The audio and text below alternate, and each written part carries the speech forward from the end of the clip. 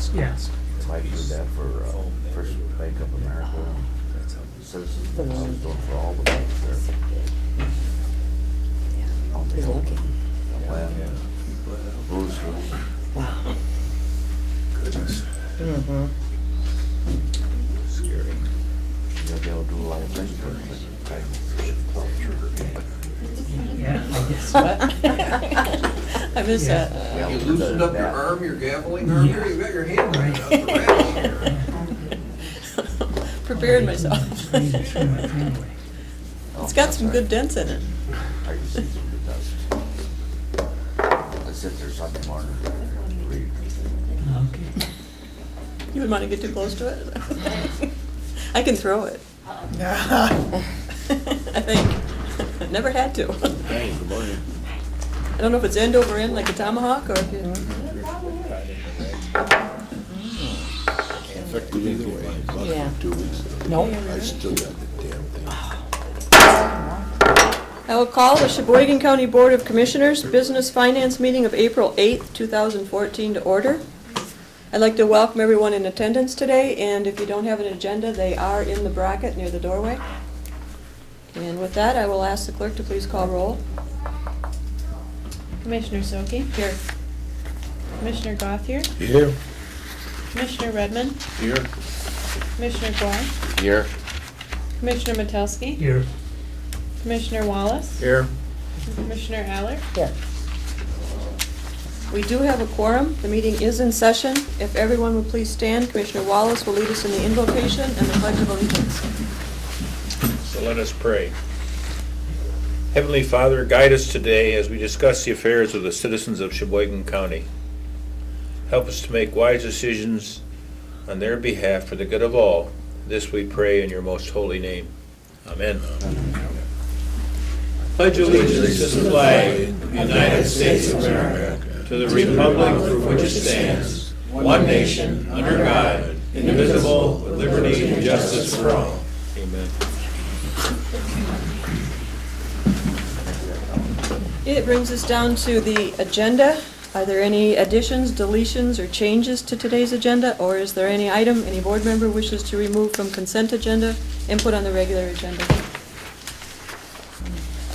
Commissioner Eller? I would like to pull the monthly finance claims, please. I would like to pull the finance business meeting minutes of March 11th and the committee of the whole minutes of March 25th. And we'll move finance claims to new business F, in the minutes to G. Is there anyone else? Commissioner Metelsky? I'd like to pull Carl Muscat's letter.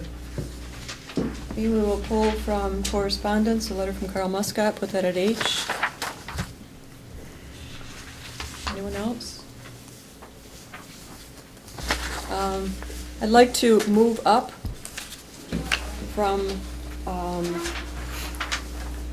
new business under 12A and B, Straits Regional Ride Title VI Plan and the Earth Day Proclamation. I would like to move those up under scheduled visitors, number 7.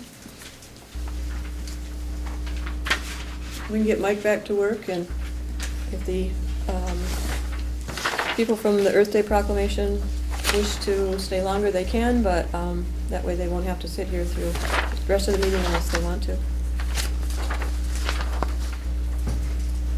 So we would, anything else? We would need a motion to approve the agenda as amended. So moved. Support that. We have a motion by Commissioner Wallace and a second by Commissioner Redmond to approve today's agenda as amended. Any further discussion? All those in favor? Aye. Any opposed? Motion carried. Agenda approved as amended. It brings us down to consent agenda, and a motion is in order. As amended. Make a motion to approve the consent agenda as amended. I'll support. Support was by Commissioner Glad. We have a motion by Commissioner Metelsky and a second by Commissioner Glad to approve the consent agenda as amended. Any further discussion? Roll call vote, please. Commissioner Gothier? Yes. Commissioner Redmond? Yes. Commissioner Guar? Yes. Commissioner Metelsky? Yes. Commissioner Wallace? Yes. Commissioner Aller? Yes. Commissioner Soki? Yes. Unanimous vote, consent agenda approved as amended. That brings us down to brief citizens' comment. The Cheboygan County Board of Commissioners welcomes public comment. It's an important part of our decision-making process. We do have rules of order. After raising your hand and being recognized, please approach the podium and state your name for the record, and the limit is 3 minutes per person. Is there anyone at this time who wishes to address the board? No citizens' comment? Oh, excuse me, Stephanie? Just looking around to see if anybody else wanted to go first. Good morning. Good morning. My name is Stephanie Jacobson. I'm from Inverness Township. In light of the recent resignations from the Cheboygan County EDC, I'm here today to ask the commissioners to consider whether or not the county should continue to support this entity. What indicators do we have this program is successful? Can unelected boards of people create economic prosperity in monthly meetings? Will community members miss their planning and vision? Does the community even know we have one? I say no on all counts. Economic development is simply not a function of government. Most often it is used as a political ploy by politicians to spread money to their friends, providing little benefit for the average taxpayer. We have seen this over and over with the Michigan Economic Development Corporation, the giant state corporate welfare program loved by both Republicans and Democrats. Despite spending exorbitant amounts of tax dollars, they have little to show for their efforts. In fact, I saw an article today that said they only create 29% of the jobs promised, from whatever they're giving money to. And so I'm not exactly sure where that comes from, but I'll look that quote up. Few jobs are ever created from the subsidies the MEDC hands out. Economic development is a ploy used by our county friends like the Northern Lakes Economic Alliance and NEMCOG to push their agenda of green energy, land control, and bigger government. Interestingly enough, the county EDC strategic plan focuses a lot on green energy. Remember Solyndra? And bears a striking resemblance to the county master plan, the one that was written by the people. I didn't elect any of these people to plan for me. I don't know who they are. If they are so good at planning economies, why are they not starting businesses, providing goods and services in the marketplace to consumers willing to pay for them? A glance at their website shows their two biggest projects seem to be developing the sense of place, the completely immeasurable and fluffy pie-in-the-sky project that attempted to create gun, and I think we all know how I feel about that whole business and the cronyism that seems to surround it, and writing a business plan for a non-existent bike shop, which no one seems to want to spend their money to start here. My husband reminded me that we've had several bike shops come and go here already. Are there other entities that can do this work outside of government? Are there more essential services we should focus on? There's a proven way to create prosperity. It's simply to leave people alone and not to tax and regulate them too much. People will create prosperity for themselves. The beauty is they often create it for others and help those which prosperity eludes. This country is proof that liberty brings out the best in people. In closing, I challenge government to name just one measurable indicator that despite all this planning, all this help from the NELA and NEMCOG, and all the money taken in taxes and redistributed by government to businesses and NGOs deemed worthy by politicians, to name one measurable indicator that we have been successful. The way I see it, everything is getting worse. Of course, much of that can be attributed to hope and change and the massive overreach of our state and federal government into our local business and collective pockets. But we can stop this if you start to take a stand. Please start today. Leaving the money in the pockets of the folks who earn it is the best answer. Do your homework on the EDC and see if there are any successes that we can account for. And I think the county master plan, one of the only things I like about it is it does a good job of organizing number of foreclosures, median income, number of businesses, population, those types of indicators that indicate all this stuff is having an effect, positive or negative. I know I've seen in the paper the last couple of years we've had record number of foreclosures, so therefore I would say that's a good indicator that we have some issues. So, stuff like that. Please, perhaps the cost of all this government outweighs its purported benefits. Thank you. Thank you, Stephanie. Good points. I believe right now the Board Appointments and Procedures is not recommending filling those positions yet, and we'll be doing a little bit of research on the history of the EDC, how it was formed, when it was formed, purpose, need. Am I correct in that, Commissioner Redmond? Yes. So we will be doing some studies on that. It was formed, I forget how many years ago, actually to be able to provide a bonding mechanism for something going on at the hospital. So, Well, we know how Yeah. turned out. so that definitely will be looked at as to purpose or reorganization, or, definitely how it can, if it is to exist, how it will benefit the county. Okay, You answered my question, thank you. Okay. Anyone else wishing to address the board at this time? Public comment is closed. Scheduled visitors, and we will start with Mike Kuchar, and this will be the Straits Regional Ride Title VI program, and this is on your 169. 169. Thank you, Brian. Good morning. Good morning. Good morning, Mike. The FTA is requiring that Straits Regional Ride have an updated written plan for Title VI. Well, we currently have a plan, but they wanted a more comprehensive, full plan for all bus systems operating that receive federal money. And to ensure that no person in the United States on the grounds of race, color, national origin be excluded from participation, or be denied any benefits subjected to discrimination under any program or activity receiving federal financial assistance. The new plan we are presenting defines how Straits Regional Ride will comply with requirements, keep records, and convey the information to the general public, as well as to train our employees on what to do when there is potential language barrier, and how we will track complaints and the requirements to be followed in such instance. And the new plan has been reviewed by Civil Council, and looking for the board to adopt the new Straits Regional Ride plan so it can be submitted to state and federal agencies. Any questions for Mr. Kuchar? I have one, Mike, and it's on, I believe, the first page, Okay? and it is under Article 2.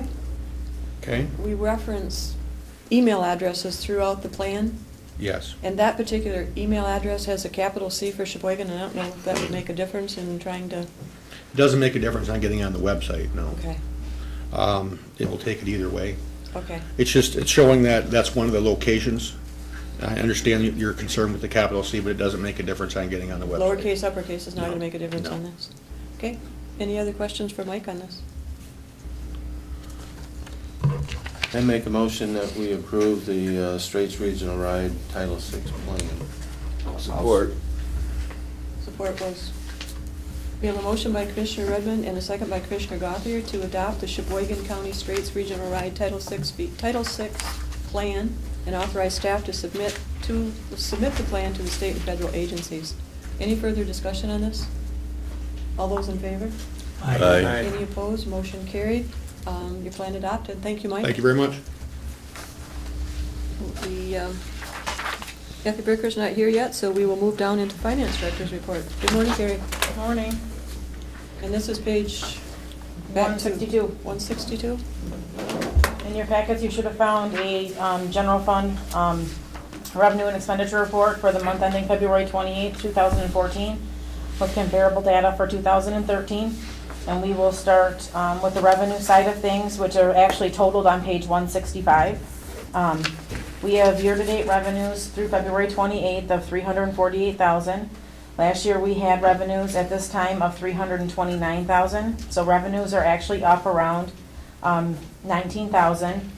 We had 5 lines that fluctuated greater than $10,000, either positive or negative. We have already talked about the current tax line being down last month, and it still remains down this month around $25,000. But there were 4 new lines that came on during this round of reporting, which is line 101-400-40400, convention and tourism tax. We're showing an $11,000 increase attributable to the funding that we receive through the state based on tourism numbers. The next 3 lines all have to do with judges' salaries. Line 101-400-54100, 54101, and 54102. We are showing a $24,000 increase in the probate judge's salary, we're showing a almost $11,500 increase in the probate judge standard payment, and then the same difference in the circuit court standard payment. And those are all merely due to timing. We received those in March of 2013, and we received them early this year in February. So that timing difference will go away with next month's reporting, because the numbers haven't changed from year to year, it's just when we receive them. We're currently at 3.08% of our budget. Last year at this time, we were at 3.14%, so very consistent from year to year. Does anybody have any questions on any of the other lines that I didn't speak to? Questions for Carrie on revenue? None? Okay, then we can switch over to the revenue, or the expenditure side of things. This was on page 166 and summarized on 167. And we have, Sorry. that's okay. I thought I could talk over it, but then I thought I'll wait. It's a new phone. We have year-to-date expenditures through February 28th, 2014, being $1,711,000, compared to last year at this time, $1,467,000. So expenses are up year-to-date around $244,000. We have 13 departments that are fluctuating either plus or minus $10,000. And we talked about a lot of those departments last month. They were circuit court, district court, the finance, prosecuting attorney's office, the county maintenance department, the sheriff's department, community, or the corrections department, which is our jail, and then planning and zoning. And those were all due to the fact that we had 3 pays in the month of January, and we don't have 3 pays again until the month of March in 2014. So that's still the same changes there. The only 2 new things in those categories that we already talked about was the finance department did purchase a copy machine with a little less than $5,000. That was budgeted in this year's numbers. And then the prosecuting attorney's office also bought a $4,900 copy machine, and that came forward to the board as a budget adjustment, I believe last month, at the end of the month. Then we had 4 new categories that popped on for this month. The first one being probate court, and the only reason why is the same changes, the 3 pays versus 2 pays, took them over the threshold of $10,000 in the month of February.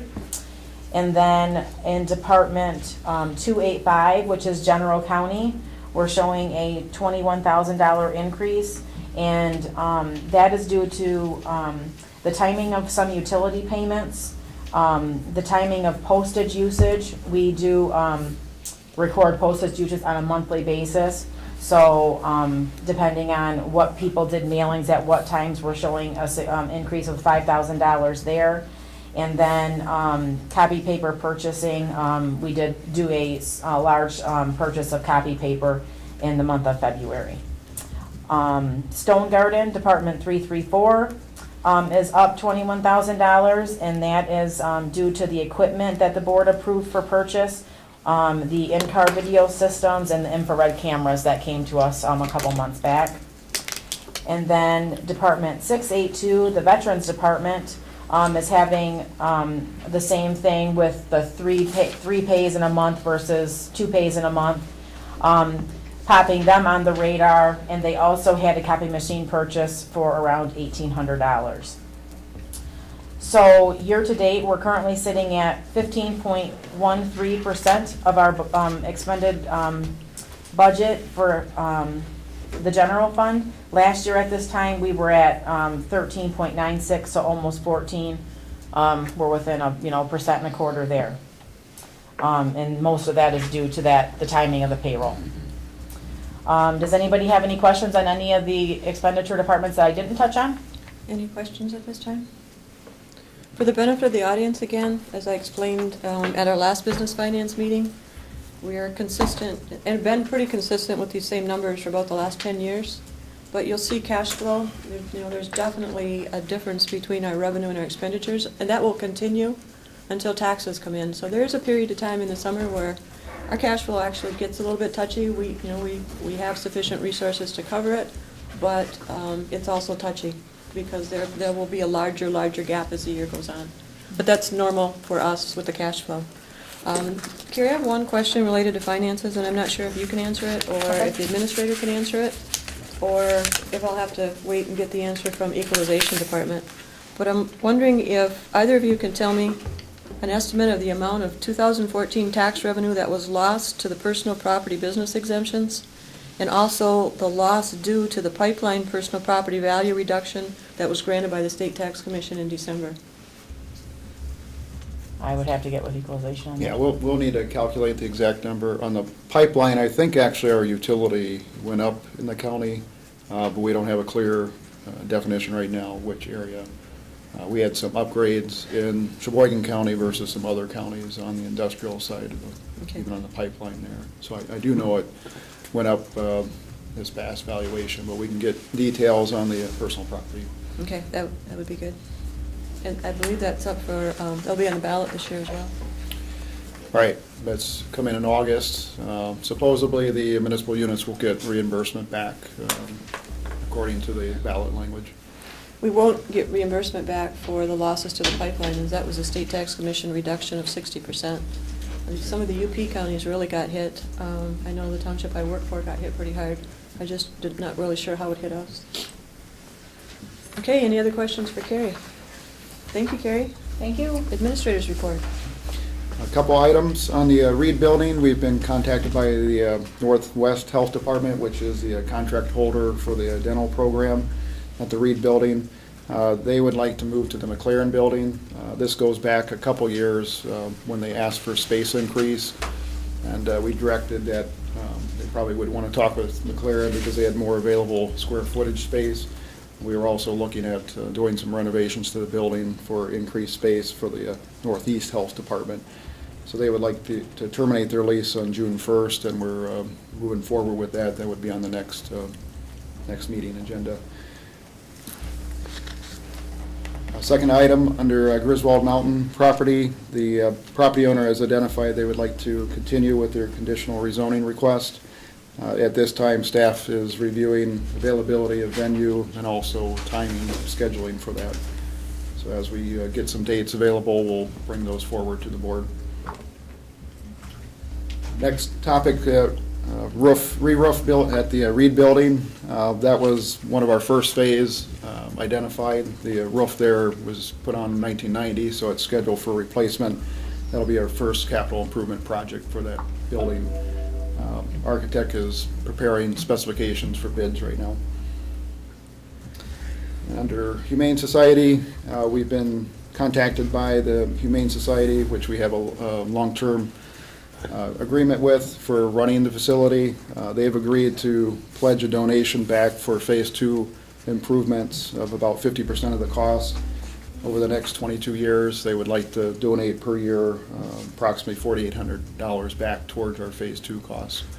So Brian's worked up some agreement change to notify that. That's a pledge back to us for our improvements for Phase 2.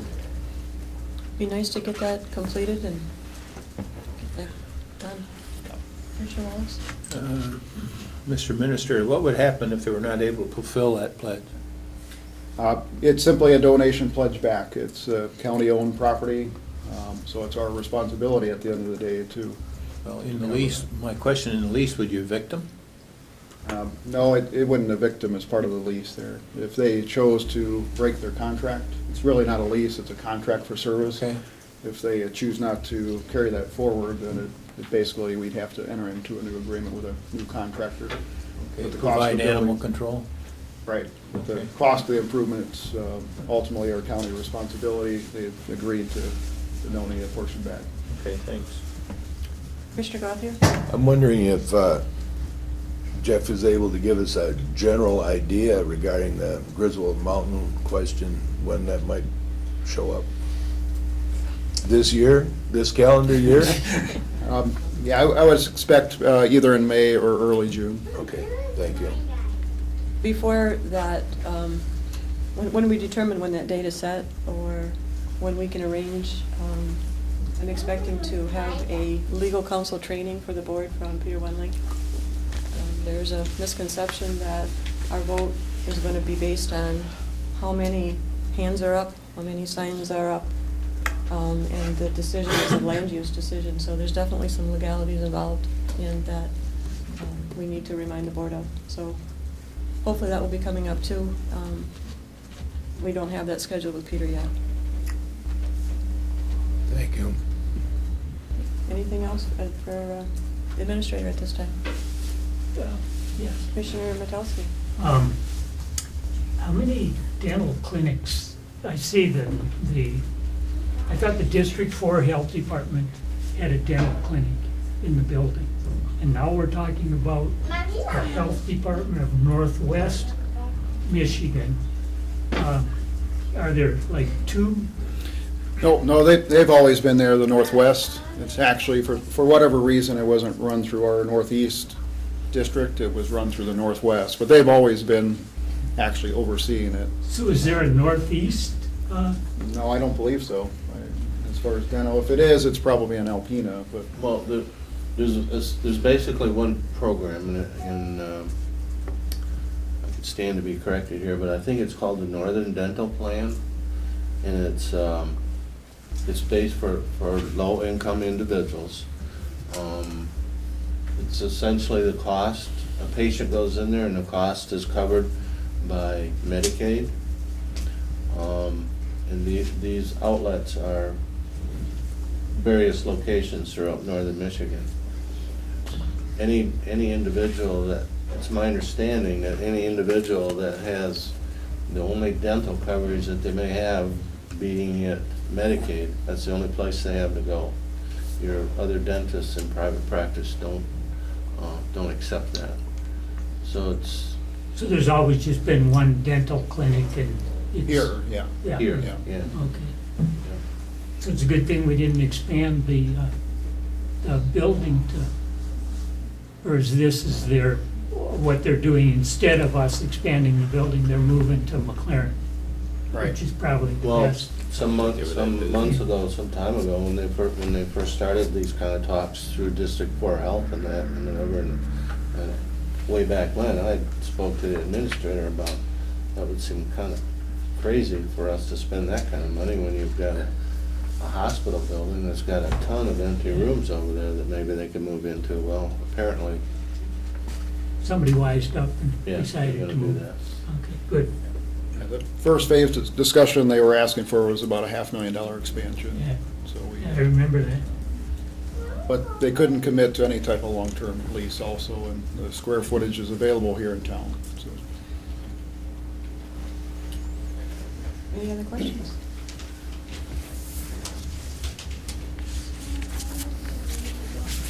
Kathy, is everyone here for your presentation? You ready? Yes. Yeah, we moved you up so you had some time and didn't get caught up in our board break and committee reports I and. appreciate that, man.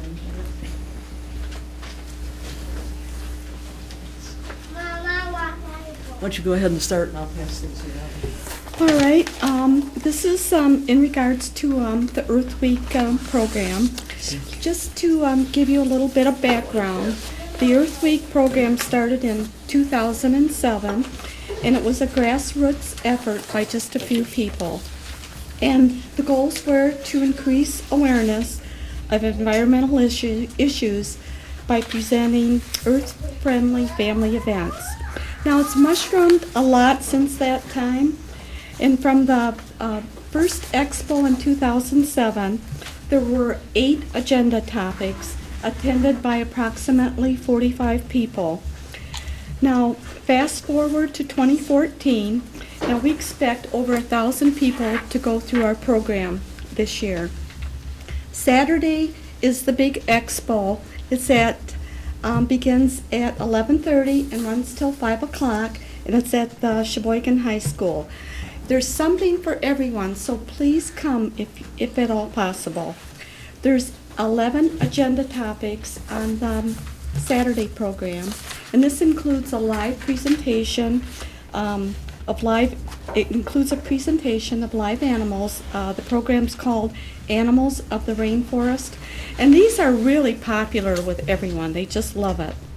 We have 29 table displays, such as recycling, and also the Perennial Garden Club is going to set up a display, lots of things. We have 22 adventures planned throughout the area in April and May, and such as organic foods and sturgeon viewing. Now, new for 2014, every year we try to expand the program. So this year we're actually going into the elementary schools. At East Elementary School, there's going to be a program by Project Lakewell. They're a nonprofit company located in Onaway, and it's called Voices of the Past. It's they're going to put on period costumes and talk about the history of the Great Lakes, how the past has influenced the present, and also discuss environmental issues. There's also going to be another program at West Elementary School called Animals and the Environment by Dynamic West, and they're going to talk about animal hibernation and weather and how it affects the animals. So on behalf of the Earth Week Plus Committee, I thank you for allowing me to speak about our program. Are there any questions? This is really interesting. The program breakout sessions are all very interesting. I would expect that you would have a fantastic turnout this year with everything that you have involved. I believe we will. The Thank animals you. of the rainforest, where are they coming from? Northern Peninsula. And Kathy actually lined up that, so she can give you more information on that if you like. Yes. So, you want to talk about that? Well, I'm the live animal coordinator, the wrangler. Where's And Pivot today? they have presented in our area schools before and have had rave reviews. The chair of our committee, Judy Chimner, has heard them. So we were quite delighted to get them. And then we have a new thing this year. We're bringing them in up a day early. So they're going to be doing all the third grade class, I believe it is, all of the third graders in Cheboygan with a different live animal program the day before. Are you bringing Pivot? Ask her, she's getting ready to shed. For those who don't know, that's the animal in my care, the python, who's very sweet. We'll bring her if we can. Very sweet, is that what you said? She's sweet and lovable and adorable and charming. She's And kisses. Oh yeah, she loves kisses. She especially loves kissing children. You feed it rats or bunnies? Well, I don't know if I should digress. She has graduated from eating little things to bigger things to bigger things to bigger things. So, yeah, we go and give a lot of business to Blaskowski's right now. The biggest rabbits he has. Okay, thank you. Thanks. And then we wanted to ask the commission if you would consider passing two actions. One is to, as a group, to pass the Earth Day resolution, and then as individuals to sign the Earth Day pledge that I think we have copies of. Kathy, did you want to read the copy of the proclamation that you're asking us to proclaim, or do you wish that I would? Happy to. Get one back here. The proclamation is, whereas the first Earth Day was celebrated on April 22nd, 1970, with the goal of inspiring environmental awareness and encouraging the conservation, protection, and appreciation of our nature's natural resources. And whereas it is the responsibility of each of us to safeguard the environment by recognizing that all human life depends upon the earth and upon one another for our mutual existence, well-being, and development. And whereas the steps we can take to protect and preserve our natural environment through education, partnerships, and positive actions should be encouraged in Cheboygan County. And whereas the Cheboygan County Board of Commissioners endeavors to work closely with federal, state, local, and tribal governments and with non-governmental organizations to consider and protect Cheboygan County's fragile ecosystems and the quality of life therein. And whereas Cheboygan County citizens have built the local Earth Day celebration from a single afternoon event in 2007 to Earth Week Plus Northern Michigan, offering free public education environmental education programs and outings, including the all-afternoon expo on April 12th, adventures from April 9 through May 28th, and special programs in the schools. Whereas Cheboygan County proudly recognizes all those who participate in Earth Day-related events for taking a proactive role in shaping the future of our environment and in protecting Cheboygan County's precious natural resources.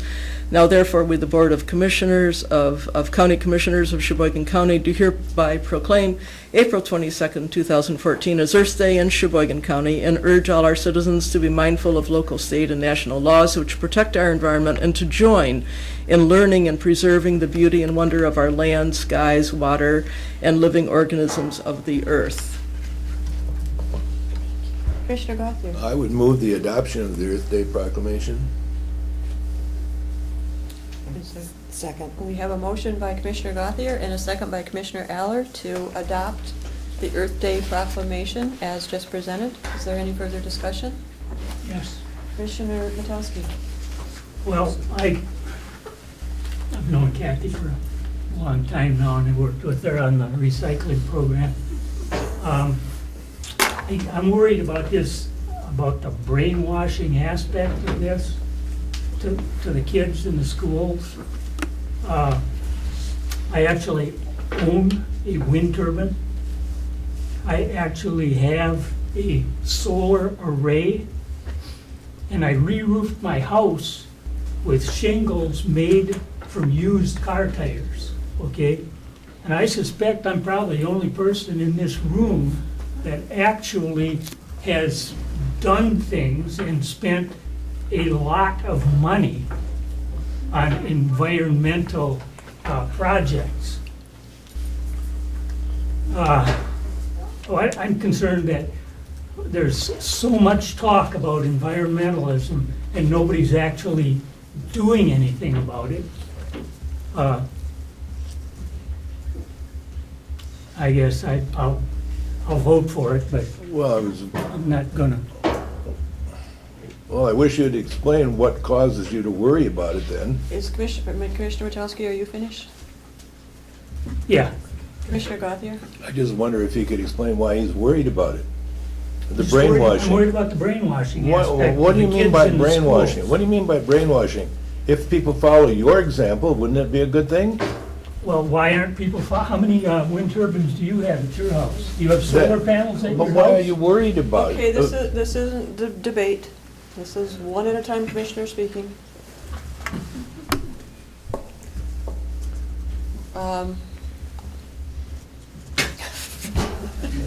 Speechless Call here. for the question. Believe it or not.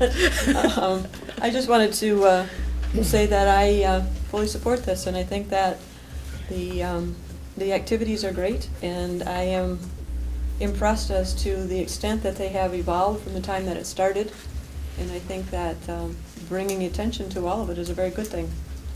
I'm very thankful that the committee has worked so hard on this.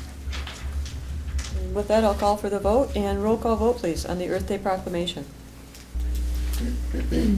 Commissioner Redmond, Yes. Commissioner Gua, Yes. Commissioner Metowski, Yes. Commissioner Wallace, Yes. Commissioner Aller, Yes. Commissioner Soki, Yes. and Commissioner Gothier. Yes, Unanimous vote. Earth Day proclamation 2014 adopted. Thank you, Kathy. And thank you. And would you like me to go through the other presentation now, or? Did you want to do the pledge? Oh, the pledge, yes. And then we'll do the presentation on the Raptors. Okay, this is something that we actually got offline, and it's cute. I hope it doesn't fall into Commissioner Metowski's brainwashing thing, but I think too often we take things for granted in our society, both each other and the planet that we have. So this is just trying to raise awareness for 1 month of the year of where we come from and what we owe to our planet. So this is, I pledge allegiance to the earth and all the life that it supports. One planet in our care, irreplaceable, with sustenance and respect for all. And I've passed some around, and I will pass this around, and if you want to sign it, you're welcome to. It's just something to to affirm our relationship with our planet. And I will mention that Glenn's Market in Cheboygan, Ken's Market in Indian River, and Tom's Market in Onaway are encouraging their customers to sign the pledge and to alert them to the Earth Day activities. So as this is coming around, as a commissioner, you can sign it if you wish. And while this is coming around, Kathy's going to switch over to her. Kathy, could you turn that Raptor. so that the commission can see it a little bit better? The Cheboygan Tribune printed an article March 29th that really struck me, and it's an article called "More in Michigan Take Up Birdwatching as a Hobby." And they cite here that birding is the second fastest growing hobby in the United States after gardening, and that there's economics related to this. And I don't need to tell you about the economics and benefits of bringing people into Cheboygan County. So there's a couple things that are happening. One is we are beginning to develop what's known as a birding trail through Cheboygan and cooperating with Emmett County as well. There's 4 of these already in the state. The most recent one is the Saginaw Basin Land Conservancy, and they have a brochure. They distribute this to tourist places. They tell about the parks and places that are available for people to go to, tell what kind of things might be found there. And we would love to develop something like that for this area. And I'll just pass this around just for your information to look at. And one of the things in your package is the kettle, the Straits Area Audubon Society.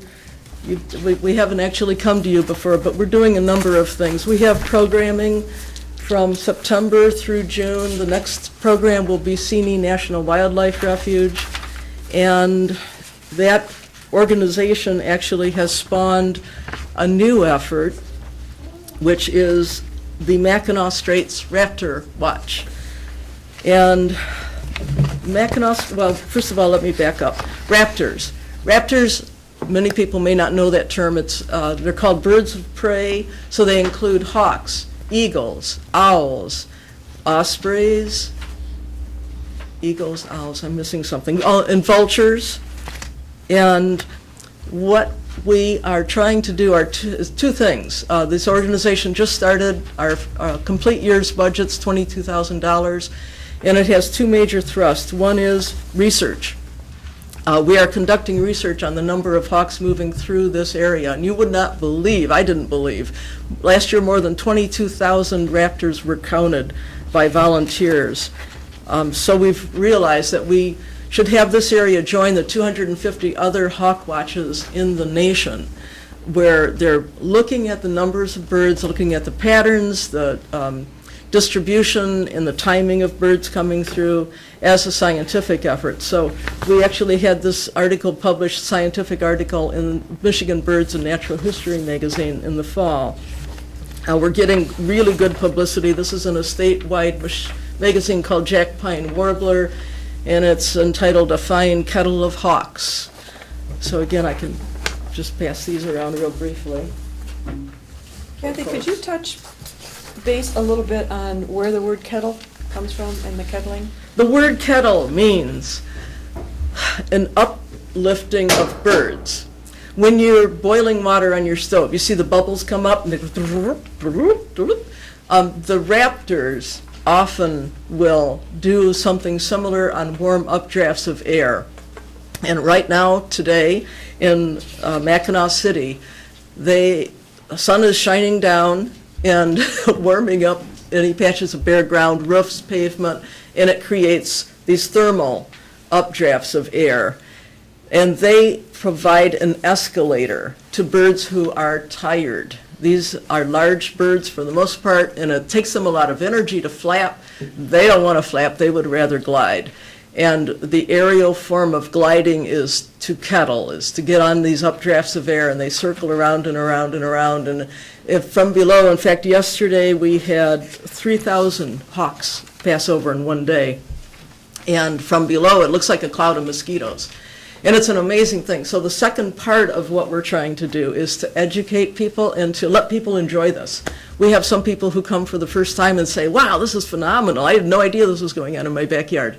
And they come day after day to see this. And there's several websites. There's the Hawk Migration Association of North America maintains a website that has all of the daily data from all of the 250 raptor watches around the country. And we post our data there. It's scientific data. It's free and available to anybody who wants to go and look there. There are a couple other places. The brochure, the little flyer that you have has our website for MackinawRaptorWatch.org. And the sight of these birds is just absolutely mind-boggling to watch them. And we have, so far we've seen golden eagles, 72 golden eagles so far, bald eagles, birds you may not be familiar with, but there are about 16 different kinds of hawks that come through. Rough-legged hawks, the small kestrels, the peregrine falcon we've had. People may be familiar with that. So we have a paid hawk counter. He's there. We also aim to hire a paid owl surveyor, and so far we've been doing that as a volunteer effort by Ed Pike, who's one of our members. He's a retired DNR employee, and we've been focused. We just had a big weekend up at Headlands, but he also does banding at Cheboygan State Park. These owls also are moving through. They're doing it at night, so they're not quite as easy to see, but huge numbers of owls also move through our area. Kathy, when they kettle and they gather at Mackinac City at the streets, and they kettle hundreds of them, they're crossing together, right? They're getting together to cross the straits on a I don't know what the right word would be. They're waiting for the proper conditions to cross the straits. Thermal Right? updraft. The thermal updraft? Yes. And then they go together? Well, they appear to be going together. They really have no social relationship with each other at They this just point. hit there at the same time and Right, head out they're when the just conditions are looking good. for those updrafts of air. So you can look up and see a kettle. It might have turkey vultures, might have lots of red-tailed hawks come through here. We had more red-tailed hawks pass through and be counted last year than any place else in the entire country. Then do they So- come back down? They do. What they do, though, is if you look at the geography, they tend to come back through Duluth, and they tend to come back through the Minnesota side, because they come down and they hit Lake Superior, and they say, ah! That's a big body of water. And so they tend to be funneled around Lake Superior, and then they spread out over the lower states. But coming up, we're getting birds that were maybe wintered in Florida, Georgia, Ohio, Pennsylvania, and they're all coming through the mainland of Michigan. The lower Michigan being shaped the way it is, anything coming up is going to see water on either side, big water. You got Lake Michigan and Lake Huron, and they're going to say, we don't want to cross that, because they're trying to conserve energy. You can imagine there's 22,000 hawks. There isn't all that much food available en route, so they want to get up to their nesting grounds as soon as they possibly can and as efficiently as they can with energy. So they're avoiding crossing the water. They get up, and where do they end up? They'll end up in Cheboygan County and in Mackinac City. And there they encounter water. They have to cross this water. And they wait for the proper conditions, and you'll see them in trees, you'll see them along the highway. When I lived in Mackinac, just outside, and that phenomenon was just fantastic to watch. And I was telling Kathy, the only bad thing is that when they come through, and if you're feeding the little birds, that's food for the big bird. Yes. Not real fun to watch that, but that's nature. But it's just absolutely amazing to watch.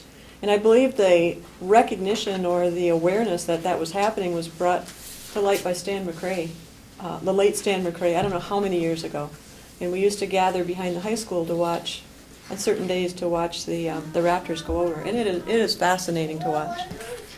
Well, going up, it's completely free. We do have a series of events. We just had 2 events over the weekend, and as part of Earth Week, we're going to have a guided trip up there. I think it's April 23rd. Anybody's welcome to come, but you don't even have to wait for a trip. Our hawk counter's there on site. He can teach people when he's not busy clicking his clicker for hawks to learn about the hawks and just enjoy it. You don't even have to care about identifying them, just That's a stiff to enjoy neck the with a clicker. spectacle. Just sit back, bring a lawn chair, you just sit back and, it's really one of the natural wonders of our whole area. And we're just letting people know about it for their own enjoyment and education. Appreciate that. Appreciate your time. And it is interesting. Again, I would recommend anyone, if you have the chance to get up there, just to see it, because it's definitely something, it's, twice a year? This time of year, it's usually in April that they kettle. Is the weather this year impacting that at all? Are they early? Are they late? Are they confused? That is an awfully good question, and that's one reason we're actually trying to do the research. It started very slow, and our hawk counter, he's had 15 years of experience, and he last was in Corpus Christi, Texas, and he said there when the first day on the job was 110 degrees, here it was -5. And so it started slow, but still his first day, he ended up with 22 golden eagles. So we're thinking, we didn't start soon enough, because we missed those adult golden eagles. They're just moving through, and they don't mind the snow and the cold.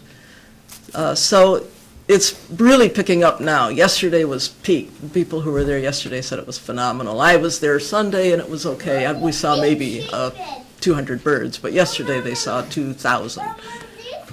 So, any other questions? Any questions for Commissioner Eller? I just have a comment.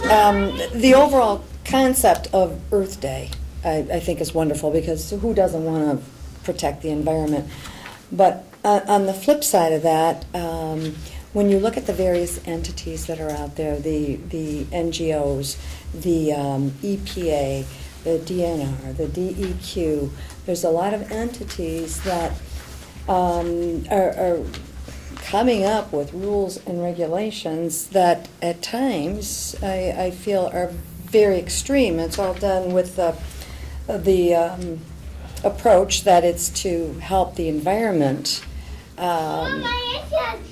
But quite often, the costs associated to small businesses, to farmers, it seems like some of these rules and regulations are just out of control. It sounds warm and fuzzy in the office in Washington, but when it comes down the pipe to the everyday person, it causes a burden. And again, the idea of protecting the earth is great, but I think sometimes individuals have to truly look at, or entities have to look at what is this regulation going to do?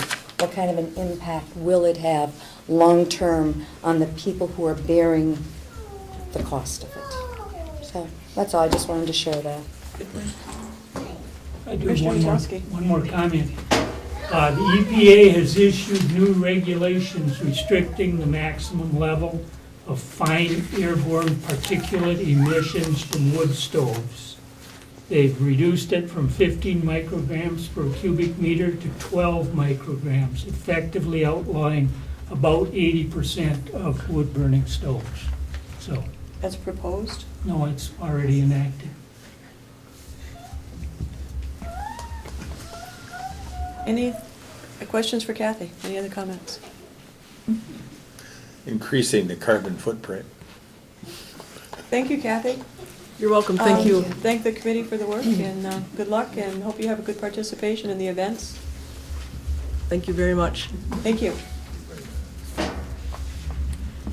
Okay, do you want to get into committee reports, or do you want to take a 5-minute break and... Break? 5-minute break. 10:30, no later. So Commissioner